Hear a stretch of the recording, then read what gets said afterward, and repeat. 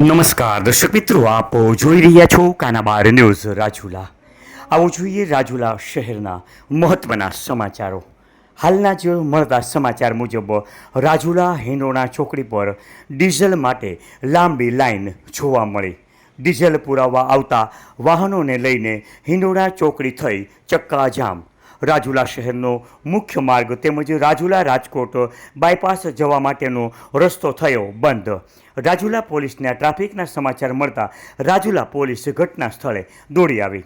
માણસની જ્યાં સુધી નજર પહોંચે ત્યાં સુધી દેખાઈ રહ્યું છે આ હિંડોળા ચોકડીનું ટ્રાફિક જામના દૃશ્યો. છેલ્લા 5 દિવસથી આ વિસ્તારમાં ડીઝલ માટે થઈ રહી છે લાંબી લાઈનો.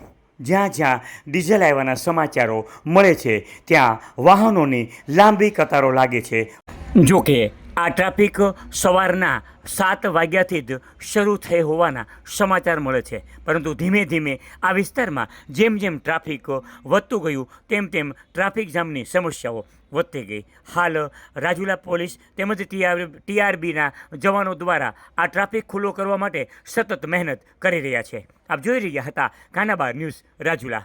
આપણા જ વિસ્તારના આવા જ સમાચારો માટે જોડાયેલા રહો કાનાબાર ન્યૂઝની સાથે.